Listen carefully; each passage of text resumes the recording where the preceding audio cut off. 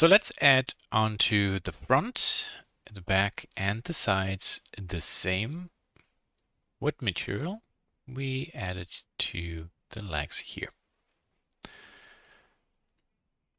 To bring the materials over, what we can do is we go to append. Since we have the materials already created one time, why redo it? Then let's go to the correct blend file, material, there it is, and like plywood veneer and walnut veneer. Okay, good. There we bring this over. So that's nice. Now with this chair, we're going to edit mode, and the way how we model this, it is just a very flat sheet because we give this a thickness via the solidify modifier. So we don't have a 3D volume we could use to texture. So what we have to do here is we will make a copy of this leg and then actually bake it. So Shift D, escape. Now we don't want to move it. There we are. Here we call this seed shell concept. And here we can call this seed shell textured, for example. And you see all this is turned off. So then here, the bevel modifier, which one is that one? Okay, this is actually all those there. To turn everything or to apply those, I first wanna see what's my output here actually. Okay, good. So this maybe I set to 5, so I have a little bit less. I'm not really liking this tiny detail there. So here, maybe this I'll bring down a little bit more. So I have a longer face. So this will actually look better. Okay. Now, because when we subdivide it anyway, this will look nice and smooth. Good. So this is fine. Let's apply this geometry. Then we have the thickness. We want to apply the thickness to. Very good. Then we can do the subdivision and all you have here, no problem. We have a lot of garbage. So in edit mode, select everything A. Some of these lines are crazy because we applied the solidify modifier, not a big deal. So we will simply set everything here to 0. And then these outer edges, this is important. I switch to edge select, and you can see how I am selecting only those edges, not those here in between. And then let's straighten this. Now we end up with these corners here. That's because these edges we have to crease to sharpen those corners. There, and then the same here. Pretty good. Okay, now you see then gives us a nice result. Now this is a nice three-dimensional model. When we try our Boolean, okay, there we have this cut back. Okay, very good. So then go to here, right click, split. Let's do a horizontal one. And material, very good. Here one more time, split vertical. UV image editor. Then you can see there's no material assigned. We can simply start with the veneer. Very good. There we have it. And I will work actually with the PBR. So I will connect this. This is my specular map. This is my normal map here right now. And see, we have a material output we can click. In my case, because I have two different material definitions, I want to make sure that this material will be used. Very good.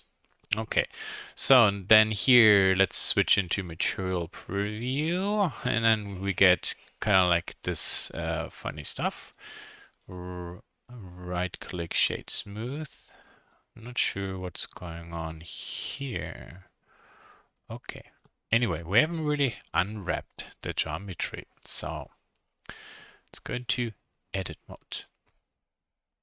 Then we have to use all these red lines we have here. We need to select one more time. So Alt Shift and Shift, and then left mouse button click there.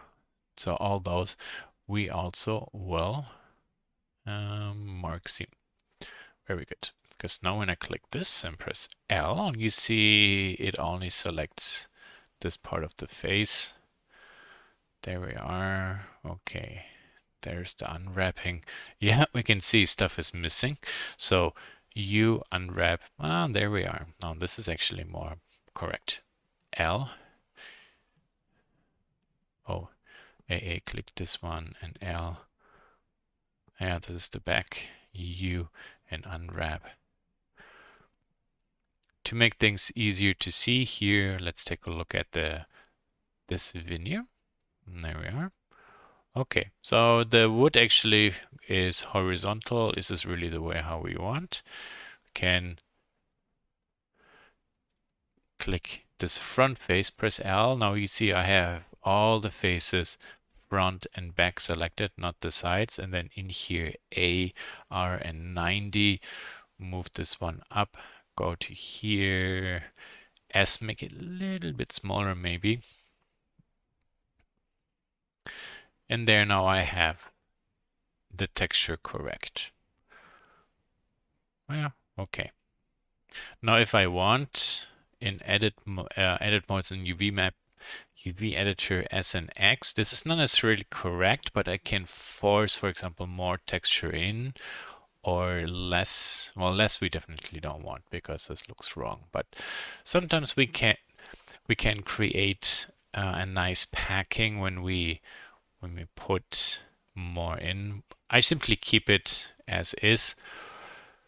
The veneer we have here, right, or the option I have here is not necessarily the best one. This is, for example, a random match veneer, particular for furniture here. In this case, we want to have more a nicer book matched veneer, for example, so that left and right side is kind of like always mirrored, and then you get this really nice cathedrals.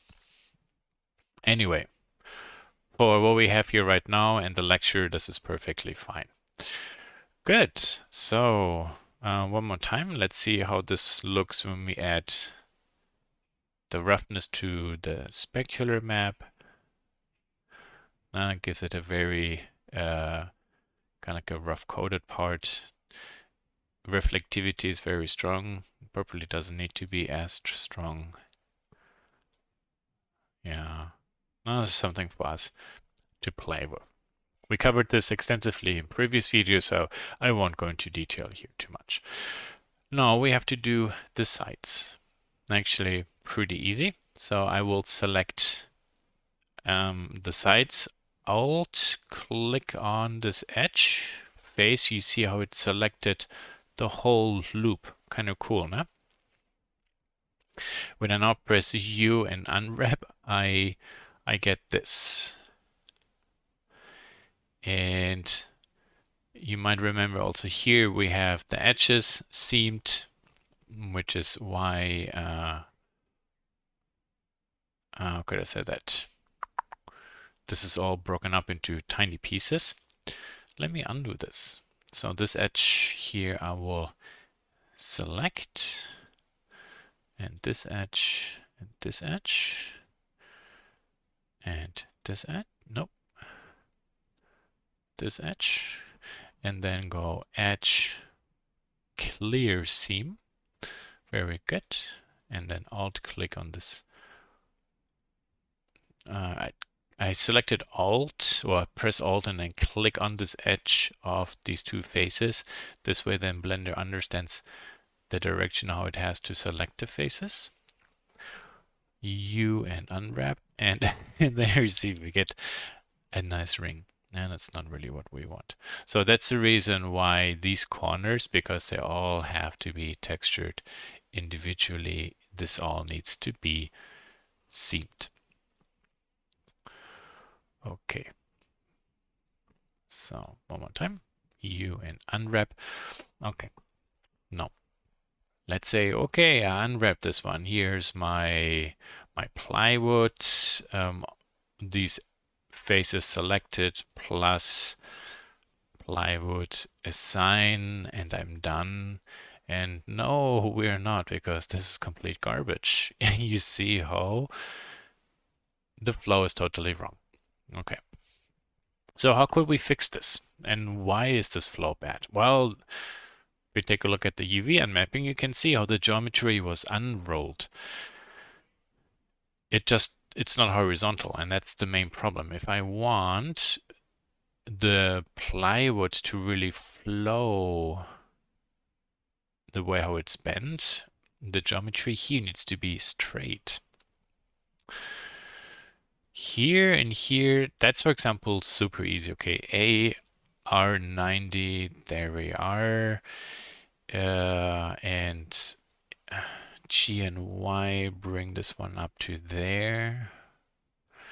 Here S and X, these two S and X, so everything is nicely vertical. A S and Y, I'm putting in how many layers, I'm not sure yet. Oops, let's bring this one up to here. So we have 1, 2, 3 S and Y, maybe I take more there. Okay. You see here, these are not lined up. This is bad. S and Y, and also here S and Y, because now one point is here, this point is in the center, this point is there. I think, yeah. Now there you see what's happening when I change this position. So this all needs to be like a nice straight line. G and Y, and we just try to have it kind of like, yeah, like this. Nice and clean. Okay, so how do we do now this side? Or hold on, let's go with this one here, because this is actually very easy to do too. This is pretty much already the same size. Here I selected this face, so I have a reference. Okay, and then I can select all this. There we are. Go to here, S and Y. I don't really bother much with the X scaling, because this image is so small, it's probably maybe occupying this tiny area. We're going to stretch texture over it anyway, and then later we will try to even it out. But what we can do, really have an influence, is the vertical. There you see, it looks better. Okay. Now, with this set, Alt click on an edge. Okay, that didn't really work well. So, okay, then let's select all this by hand here. Chip, chip. That's the last one. Oh, there's one. See, this is white. That's not good. This click, click is the last one, and select it. And now when I go to U, unwrap, we want to use smart. Wait, where is it? Follow active quad. Please. Ta-da! There it is. A nice straight line. the same order how I selected there the UVs, I do this here.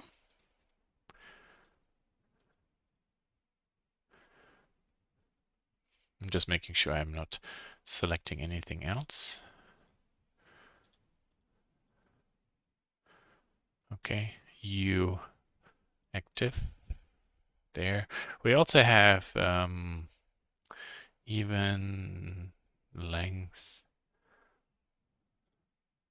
So there are various, see this is all evened out, exactly the same. So there are various methods how this is unwrapped. Very good. Now I can, in this case, now Alt click on an edge here. I just want to select the whole loop. This is fine because now I will go in here, AA, deselect everything, press this one, select it R and rotate it a little bit. Bring this to here, AA, L, R, and to figure out where, yeah, okay, this way. Bring this to here. I will press Control Spacebar and then zoom in more. Okay, now I can see where I have some issues. So if I hold the Alt key and click on this edge, you see the upper edge is selected. G and X, slide this over. Perfect, this is nearly straight. Then we do the same here. G and X. Very good. And L, bring this down. Okay, you see it's not 100% rotated correctly. And I don't really know now what is good now. So what we'll do is move this up, Alt click this, S, Y, and 0. Alt click this, S, Y, and 0. I'm scaling them towards along the Y axis to 0, which makes them horizontally straight. Yep, very good. G and X, I bring this over a notch because also here what I would like is S and X, I'm straightening the ends.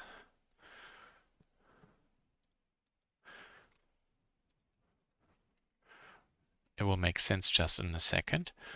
A. So this is now important. I will bring this to here. S and X, I simply scale this down so I can see all at the same time. Now S and Y. And I have to make them all exactly the same height. Click this one and L, S and Y, G and Y. This is good. Click this one, L, S and Y, G and Y. They start overlaying. Very good. Click this one, L. This is very small. Okay, cool. Another very easy way here to make this perfect. Now we select with B all the top points, S and Y, AA, B, bottom points, S and Y and 0, and enter. They're all exactly lined up now. Cool. Okay, so y-axis wise, these are all perfect. Now, Control Spacebar and Material. Let's go to a corner. Whoa. Beautiful. Close. There's a little bit of a shift actually, which is not good. Okay.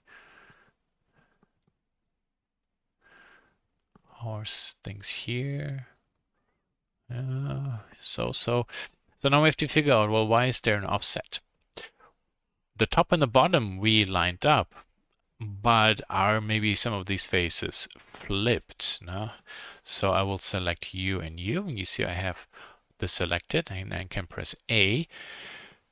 Maybe let's see what happens when we mirror them across the y-axis.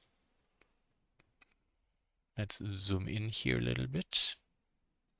Oh, look at that. Mirror along y. You see?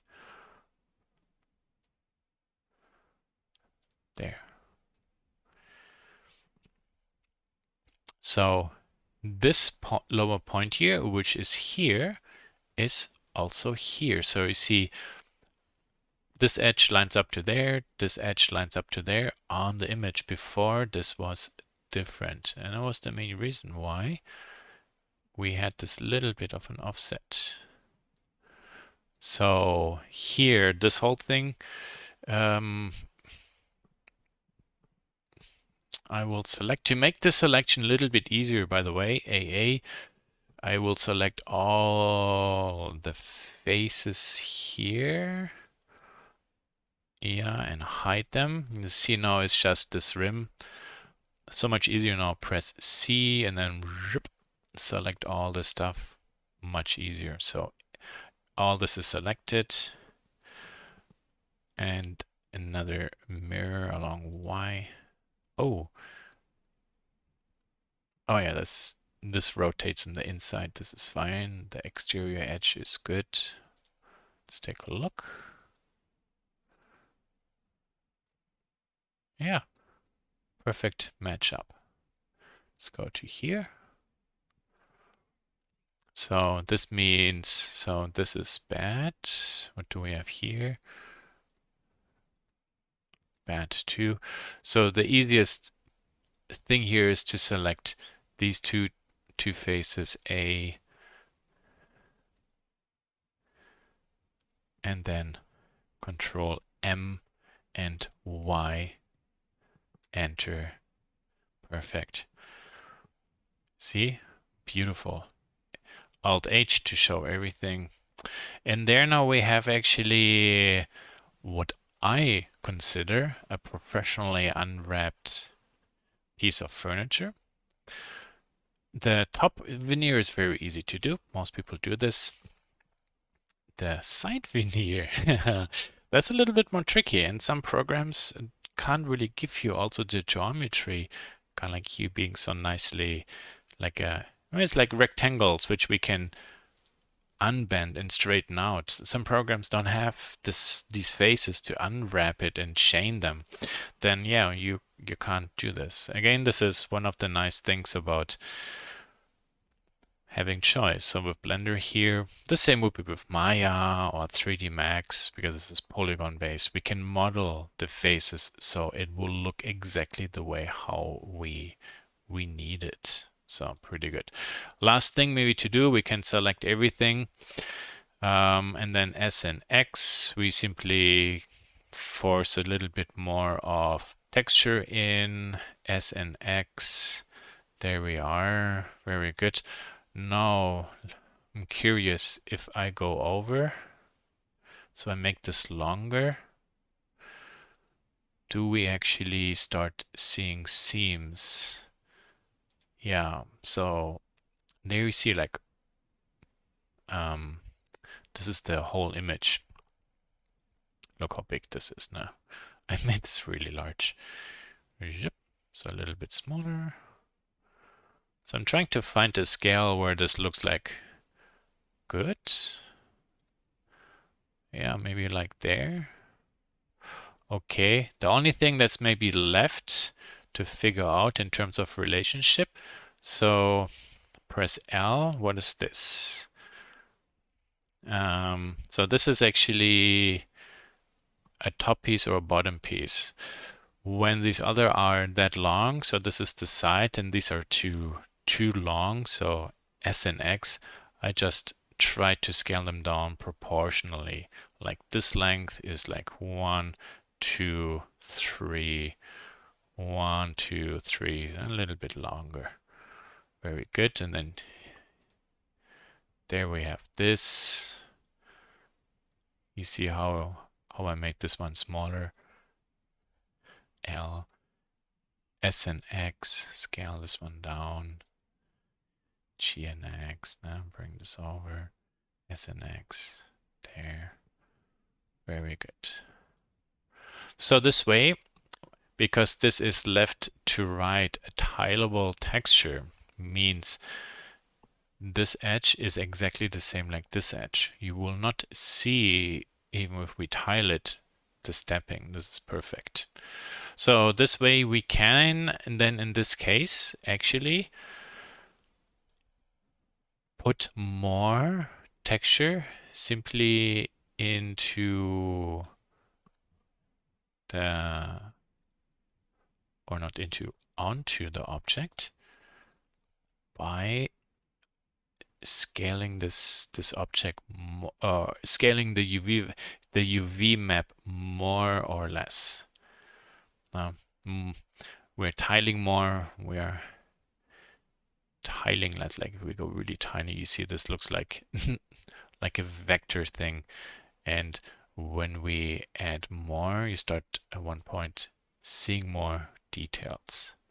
Ideally, we need to know how big is this image, and along this UV map or along the actual object, how often can we tile it. But this looks visually, this looks good. Okay, very good. This is for that part.